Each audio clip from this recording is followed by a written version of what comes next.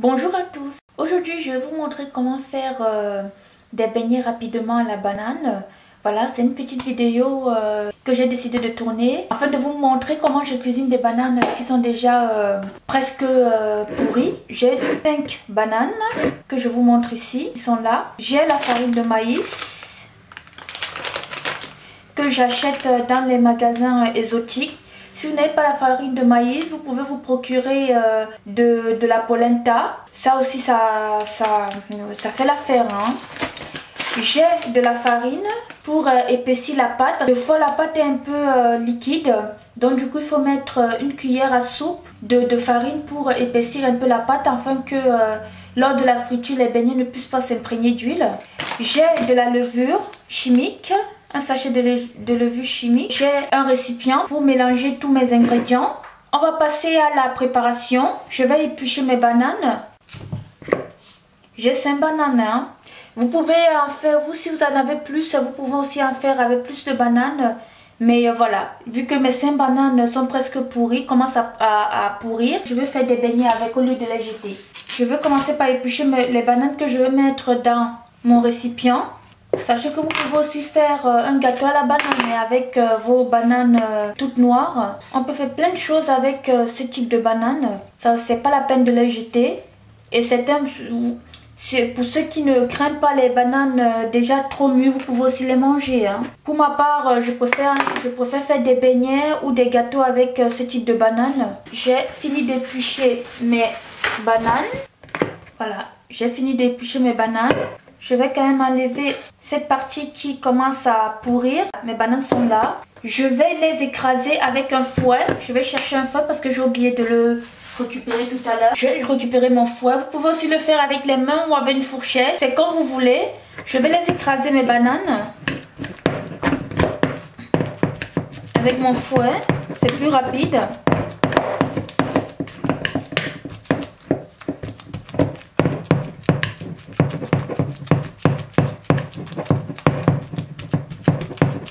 Pendant ce temps, je vais en profiter pour commencer à chauffer mon huile pour les frire. Je vais continuer. Voilà, j'ai écrasé mes bananes. Pour info, il faut que vous ayez, qu'on ressente plus le goût de la banane. Du coup, je ne vais pas mettre trop de farine de maïs.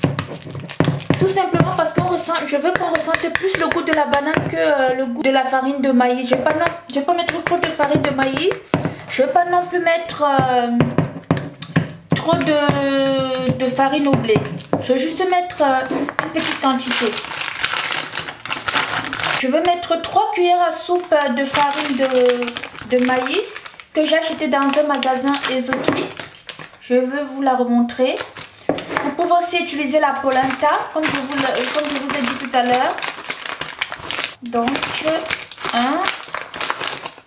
2 et 3. Et je veux continuer à... Je vais rajouter aussi ma levure chimique que je vous montre là. Je vais mettre une petite cuillère à café. Petite cuillère à café de levure chimique. C'est largement suffisant pour 5 bananes. Si vous en avez le double, vous pouvez en mettre 2 cuillères.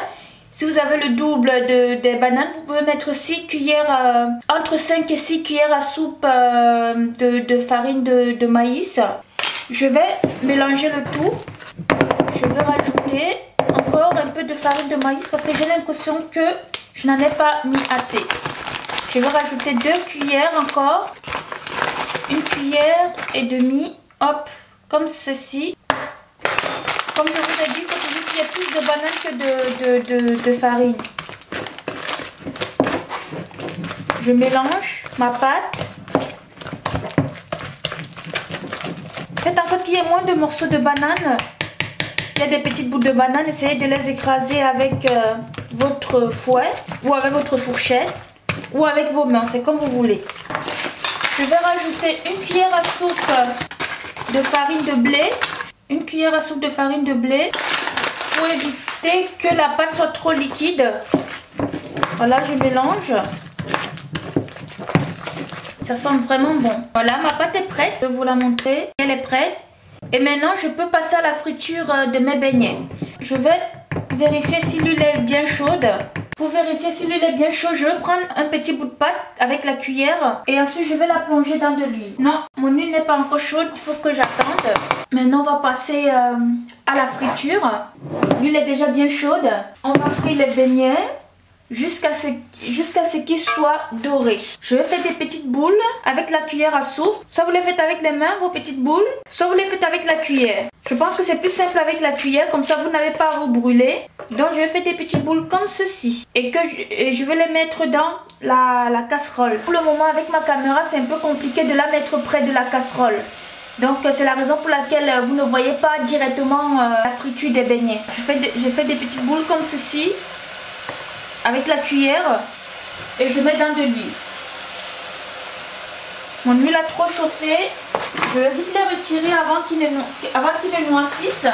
Alors, il faut que vous cuisez vos beignets à température basse. Parce que si vous les cuisez à 180, quand l'huile est très chaude, vos beignets risquent de cuire à l'extérieur et non à l'intérieur. Voilà, lorsque votre huile est bien chaude, vous baissez bien votre feu. Et ensuite vous cuisez vos beignets parce que si vous les laissez à 180, vos beignets risquent de ne pas cuire de façon homogène. Le résultat de mes beignets, je ne sais pas si vous arrivez à voir, comme ceci. Voilà. Et je vais les mettre dans une assiette avec du papier absorbant pour enlever le surplus d'huile. Voici le résultat. Bon, ne faites pas très attention à ce beignet là, il est tout noir parce que voilà, l'huile chauffait. Au moment où je l'ai mis, l'huile chauffait énormément. C'est la raison pour laquelle ça a brûlé, mais sinon la couleur des autres beignets sont nickel. Je vais continuer à frire mes beignets et ensuite je vous montrerai le résultat final.